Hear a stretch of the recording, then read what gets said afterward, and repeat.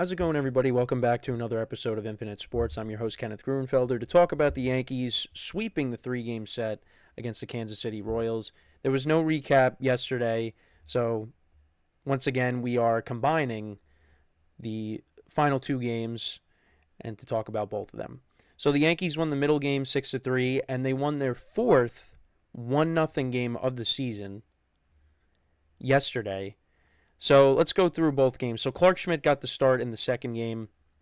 He pitched really well, got his ERA down to 3.6, evened his record at 3-3 on the season. You had Aaron Judge hitting his 25th homer of the season. The Yankees put up a 5-spot in the second inning, and we'll talk about that. So you had Cody Bellinger tripling to start the inning. You had Jazz Chisholm working a walk. Volpe grounded into a force out that scored a run.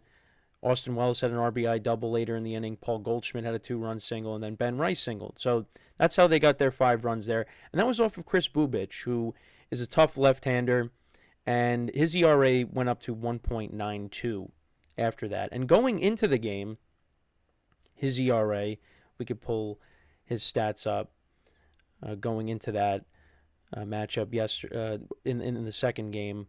It was I'm trying to get, of course, the app doesn't want to cooperate. But going into the game, it was at 1.43, so then it jumped up to 1.92. And like I said, tough left-hander. Yankees were able to get to him. And then, like I said, Judge tacked on a run in the seventh inning, hitting his 25th homer of the season. And then things got a little dicey in the ninth inning. You had Mark Leiter Jr. come in to not necessarily close out the game, but, to get the final 3 outs. And it did turn into a save situation when you had Devin Williams having to come in. But you had a pop-up on the infield that Peraza misplayed. Austin Wells should have just called him off and made the catch, but misplayed that. Then you had Mark Leiter Jr. throw the ball away trying to make an acrobatic play. That scored a run. Salvador Perez hit a 2-run homer in the inning. So the lead went from 6-0 to 6-3. So they had to bring in Devin Williams, and Devin Williams was able to pick up the save and lock it down. But once again, Yankees bullpen struggling. And Mark Leiter Jr. has been good this year, but last couple of outings he's kind of struggled a little bit. And then yesterday, with the 1-0 game, the Yankees didn't score a run until the 8th inning. You had a line drive hit by Paul Goldschmidt, and it was bobbled by Pasquantino, and he threw to first base. Goldschmidt ended up being safe, and Pablo Reyes was rounding third while this is all happening, and he ends up falling down, and he starts running back to third base, but then he runs back to home plate, and he's able to slide in and score. And he had all the time in the world to score, but of course he falls, and then he starts retreating to go back to third base. He then changes course and goes home, ends up sliding in safely. They end up not making the play at home. Fermin ends up dropping the ball. And that's how the Yankees got their one and only run. And Devin Williams locked it down. But that was a punt lineup going into yesterday because you didn't have Jazz Chisholm, who left the second game with a groin injury. So we'll see what happens with him tonight if he plays this weekend against the Red Sox. Hopefully he doesn't end up on the IL again. And we could be getting Giancarlo Stanton back maybe this weekend. But if not, definitely next week. We talked about this the other day. But you didn't have him in the lineup. You didn't have DJ LeMahieu in the lineup. You didn't have Austin Wells. You had J.C. Escara hitting last night. And for the first time this year, you had no Aaron Judge. Aaron Judge had his first off day of the season. Now, he did pinch hit later in the game. And actually, all time, going into that at-bat, he is 1 for 17 as a pinch hitter. And then he struck out, so he ended up being 1 for 18. And he struck out, so the pitch that he struck out on was a ball, but it ended up being called a strike. The previous pitch was in the same spot, and the umpire called that a ball. So, again, the umpires just continue to not be good. And you also had a couple of plays in the outfield by Trent Grisham, made some nice plays in this series, and the umpires were having trouble deeming them a catch or, a trap. So, yeah, it was a rough weekend for the umpires. It almost was a rough incident here with my microphone almost falling off the desk here. But, yeah, so that was ridiculous. But, yeah, Judge, not very good as a pinch hitter. Didn't realize that going into last night. But he did play, despite having the off day with the at bat. But the Yankees were able to get the win. Devin Williams locked it down, and he has looked really good. He had such a rough start, but he's settling in. He's settling in, and you could also tell by the body language as well, because getting interviewed after blowing certain games earlier in the season and having these rough outings, there was just no energy. He just looked like he didn't want to be there. But now he's pitching well.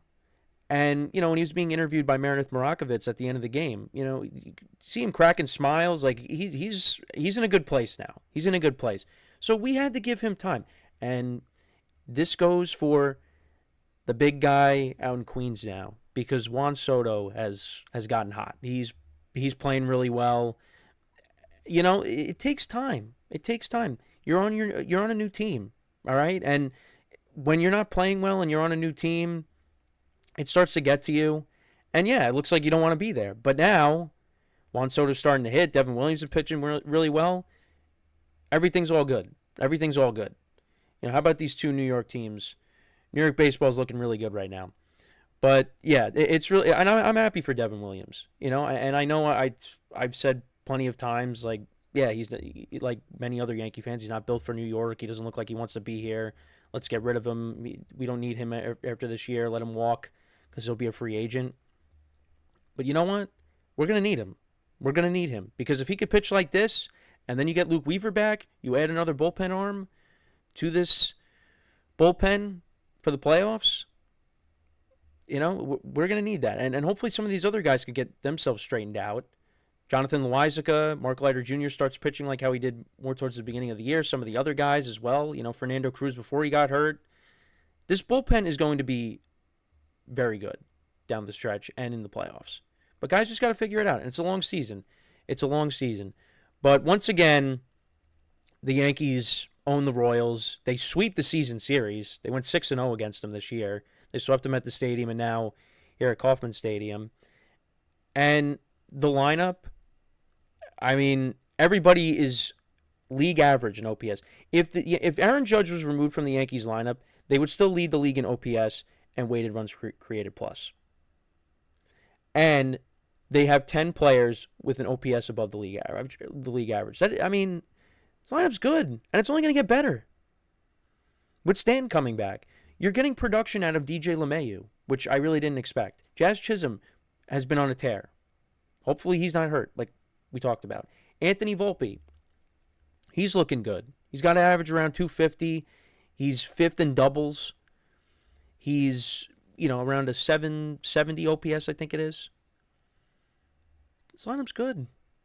This lineup's good. And against the Royals, I mean, they've dominated them in the 2020s. Since 2021, they're 28-8. Since 2022, they're 24-6. Since 2023, they're 18-5. Since last year, they're 14-3. Since the 24 ALDS, they're 9-1, and they're 6-0 against them. And who knows? We could see them in the playoffs again, potentially. But that's a tough division that they're in, because you got the Tigers who are leading the division. They're running away with it right now. The Guardians, the Twins. Central's pretty good this year, but the Yankees still own the Central. They own the Central. At least they own the Twins, the Guardians, and the Royals. With the Tigers, remains to be seen. Remains to be seen, because the Tigers are really good. And I've brought them up a few times on the pods. They're going to be, if the Yankees match up against them, it's going to be really tough to knock them off, because they have a potential Cy Young candidate of their own and the best pitcher in the AL in Tariq Skubal. But, Max Fried might have something to say about the Cy Young. But this team is good. The Tigers are good. So we got to pay attention to that. But it was good for the Yankees get the sweep there after a disappointing series against the Red Sox, who they will be beginning a 3-game set out in Fenway this weekend. The pitching matchups are mostly the same except for Sunday. But yeah, Aaron Judge continues to tear it up. 2 more home runs. He's one behind Cal Riley. But here's the thing. Cal Riley has been very good for the Mariners this year. But Aaron Judge is going to go on that hot streak where he's just going to be homering like every day or every other day. And Cal Riley is not going to keep up with that pace. He's not.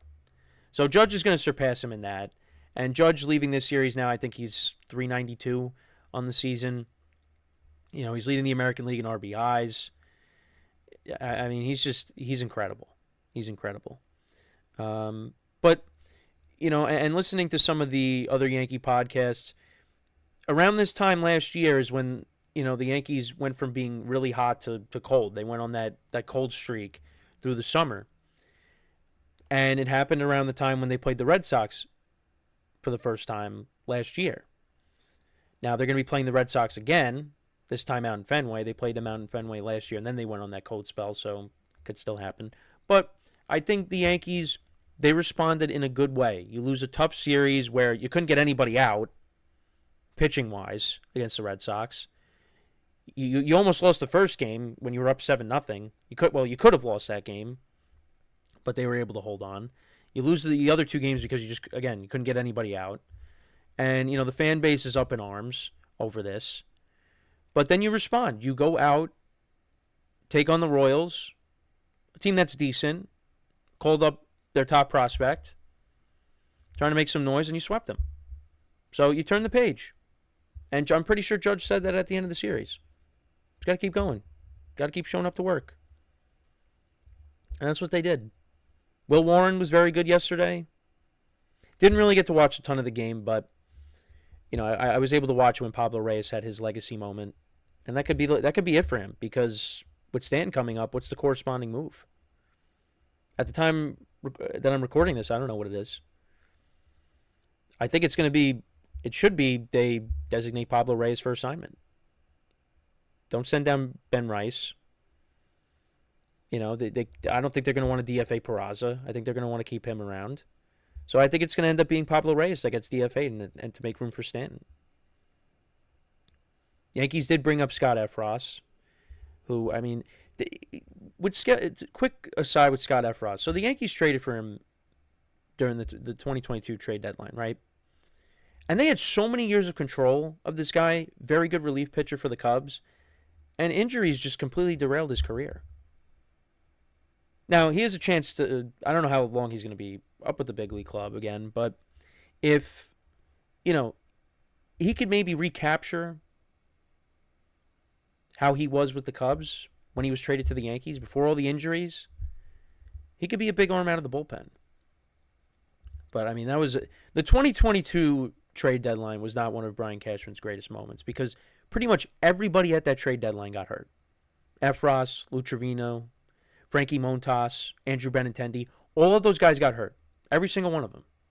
Now, you can't predict injuries, but that could have been one of the better trade deadlines for Brian Cashman. And it was just a complete flop. But yeah, Scott Efros is back up here because they sent down Hendrick, the left-hander. The Yankees could use another left-hander in the bullpen, which I'm curious to see what they do with Ryan Yarbrough. He's supposed to start tonight against Garrett Crochet. I'm curious to see what they do with him, because now you have Marcus Stroman, who is rehabbing. So if he comes back, so what are you going to do? You're going to push Yarbrough to the bullpen and then send somebody down? Is that what they're going to do? So you have two left-handers in the bullpen? Because what are you going to do with Stroman? Unless they DFA Stroman. I don't know if they're going to want to do that, because I don't know if they're going to want to eat up all that money. But that's something that they're going to have to think about very soon, because he's on his way back. Stan's on his way back. I like where the lineup is going to be when you get Stan back. And you love the versatility. I brought this up because, you got guys that show power. You got guys that get base hits. You got guys that can steal with Jazz and Volpe and Dominguez. It's just, I like the makeup of this team right now. Look, I don't know if they have enough to go all the way and win the whole thing. Right now, I probably lean towards no, because of the track record over the last 15 years. But, they got a chance to definitely make a deep playoff run. If they can maybe add one or two more pieces, they could be in good shape. You're going to be getting Luis Gil back to add to that rotation, hopefully. And what's a good thing if Luis Gil is effective when he comes back, He probably wore down towards the end of last year, but now because he's had all this time off, you could maybe be getting, the first half of Luis Gil for the summer and then going into the postseason. And then you got Fried, Rodon, and Gil and Clark Schmidt for the postseason. I feel good. I feel good about that rotation going into the postseason. But we got a long way to go. So, yeah, now with this series with the Red Sox, look, they turned the page. They swept the series in between. The first time they played him. Now this is going to be the second time in their many days. It's, again, basically the same pitching matchups except for Sunday. Now you're going to have Max Fried going on Sunday. You didn't have Max Fried in the previous series. And like we always say, when Max Fried pitches, the Yankees usually win. So I will be okay with them winning 2 out of 3. I don't feel good about tonight based off of how Yarbrough pitched the previous game. And the Yankees hit Garrett Crochet. So, what's going to happen tonight? But this isn't going to be a punt lineup. The Yankees are going to have mostly all of their guys. Again, I don't think Jazz is playing tonight, and I don't think they announced the lineup yet. Like I said, as we're recording this, I want to see. Yeah, so I don't see any lineups made yet. But we know Judge will be in it. We know Austin Wells will be back in the lineup. LeMahieu's probably going to be back in. Everybody's going to be in it. Except for maybe Jazz, and again, Stanton's probably not getting activated tonight. But it would be nice if he does. Maybe not tonight. Maybe he gets activated on Sunday. Who knows? But it'll be good to have Stanton back. And I hope the Yankee fans give him a standing ovation his first game back at the stadium, because he deserves that. He really does after the postseason he had. So, yeah, look, the Red Sox, in between, I think they played the Rays. I think they took 2 out of 3, right? They took 2 out of 3 against the Rays. So, you don't really want the Red Sox to get going. So, yeah, they won. They won on Tuesday. They won on Wednesday. And they were off yesterday. So, yeah, I believe they took 2 out of 3. Yes. Yeah, they took 2 out of 3. They actually lost to the Rays in extra innings the first game, 10-8. So, they could have swept them. So, yeah, Yankees got to keep the momentum going. Now, I know I talked about the rivalry in the previous series and how the rivalry is basically dead. Now, I don't want to say it's going to be dead forever. I think at some point you will see it go back to maybe not exactly how it was in like the mid-2000s, but you definitely will get to a certain point where there's going to be some animosity between the two teams again at some point. I don't know if it's going to be during this time right now, but the Red Sox now have all these young players coming up through the system. They called up their top prospect, Roman Anthony. He had a 2-run double the other day. He also made a bad play in the outfield, but again, it's first couple games in the major leagues. But you got all of their prospects coming up. The Red Sox at some point they're going to turn it around, and they're going to be more competitive again and fighting for a postseason spot, and that could be this year. Their offense has been good. You look at their runs scored. They put up a lot of runs. It's just the pitching has not been up to par. So that's why when the Yankees lost 2 out of 3, well, first of all, it's because, Red Sox kind of, have the Yankees number. But it's also this team can hit, right? You still got Rafael Devers. He had a couple of home runs. You got these young players on the team. You're missing, a big piece in Alex Bregman and also Tristan Casas. But Bregman was having a really good year before he got hurt. So you're going to get him back.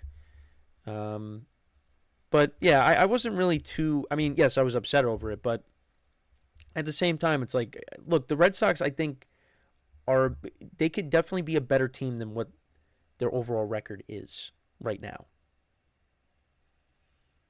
And you know what? If they're within a few games of the wild card, which I don't know, I don't have the numbers in front of me what they are right now, but they're hovering around 500. All it takes is a week and a half to go on a hot streak, and then all of a sudden you're right back in it. That American League wild card is not out of reach. I think the division right now it's the Yankees to lose. Blue Jays and the Rays are a little bit closer. The Red Sox are really going to have to narrow the gap to have any shot, but I don't think that's going to happen. But I think they definitely have a good chance to maybe try to, get one of these wild card spots if the opportunity presents itself. So, if you start getting guys back and then all of a sudden you're like, all right, let's maybe go out and, kind of, improve the pitching staff, maybe you sneak in as one of these wild cards. So, yeah, no, I losing to the Red Sox, it's not like they lost to well, they did lose a game to the Rockies, the Yankees did, but I don't know. I don't think the Red Sox are an awful team. Awful is the Rockies and like the White Sox. I don't think the Red Sox are an awful team. I don't think they're good. Um, you know, once they get to around 500, then once they get back to 500, then they're mediocre.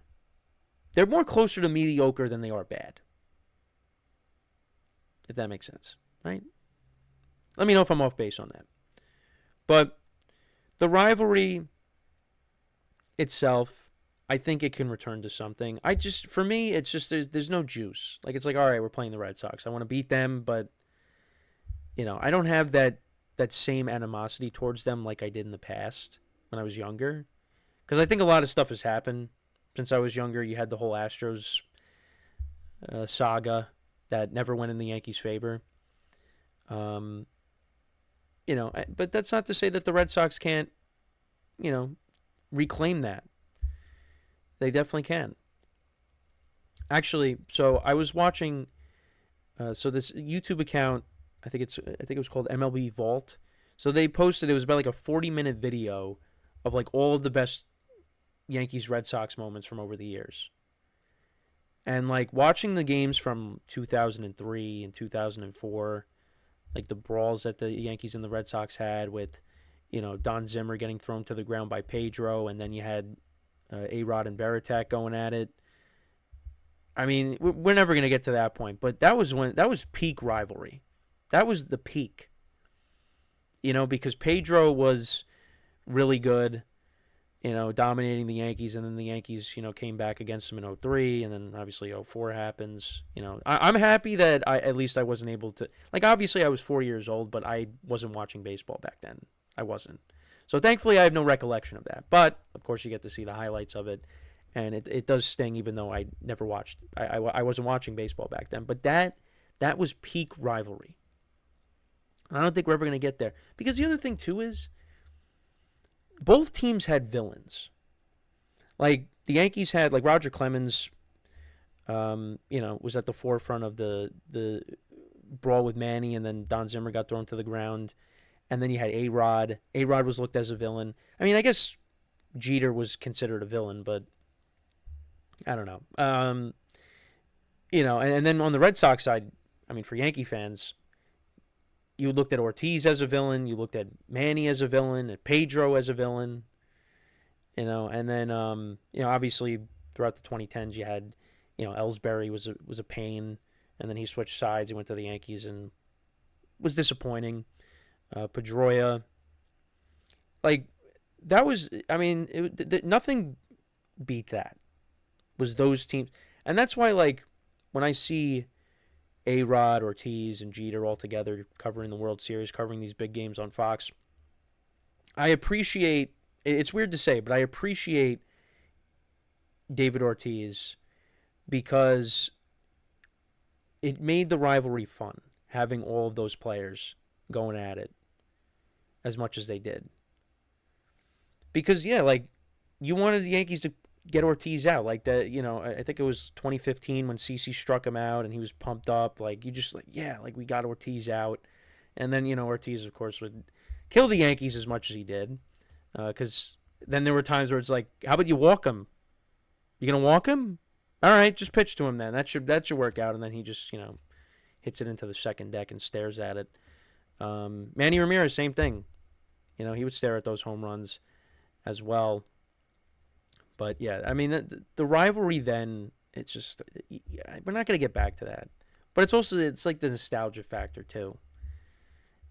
But, yeah, I mean, we could get back to that point. We could definitely get back to that point.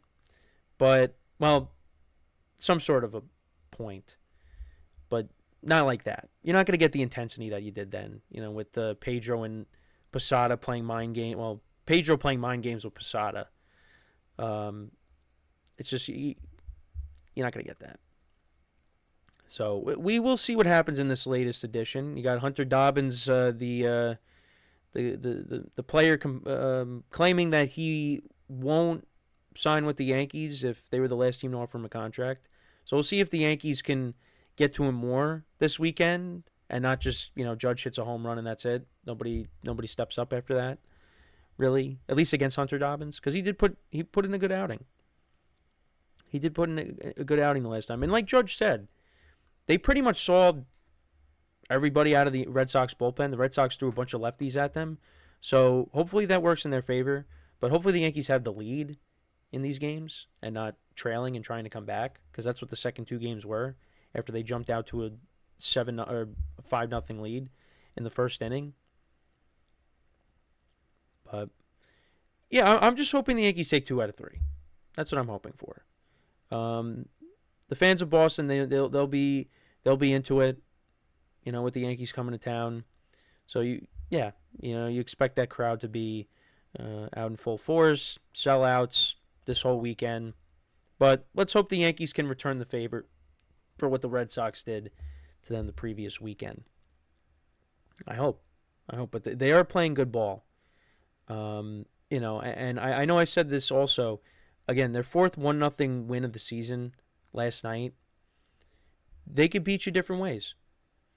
This team, like, maybe they could add another bat, but Stanton could be that bat. Who knows?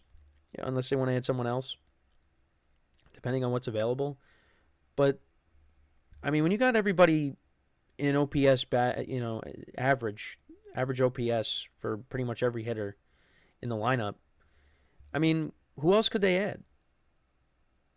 Now, we still got a little bit to go before the trade deadline, but if everybody's hitting around a 700 OPS and, everybody's pulling their own weight for the most part, and there's not really, a glaring need, because with DJ LeMahieu playing well, I mean, it's like, well, they don't necessarily have to go out and add another bat. Like, if LeMahieu's playing really well, hitting around what he's hitting right now, and you got Jazz being productive and Volpe's continuing to produce, and the rotation out in the outfield with Dominguez, Bellinger, and Grisham. Well, I mean, even then, they're not adding another outfield. The only bat that I could see them adding is potentially is another infielder. That's it. They're not adding another outfielder. I saw these rumors that they could be going to get. They could be interested in Luis Robert from the White Sox. Where's he going to play?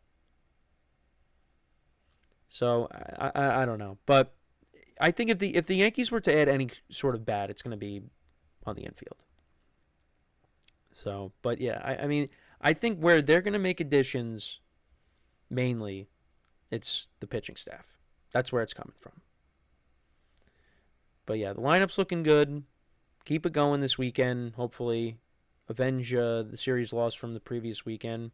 And just keep rolling. But the Yankees right now, they picked up their 41st victory last night. So they have now, or actually no, their 42nd victory, my apologies, 42nd victory last night. They're 42-25. They're 4.5 games up on the Blue Jays. They are 3 games back of the Tigers in the win column. They got the same amount of losses, but the Tigers have played more games. So, they can make up wins there. Right now, they have, they have the best run differential in the league.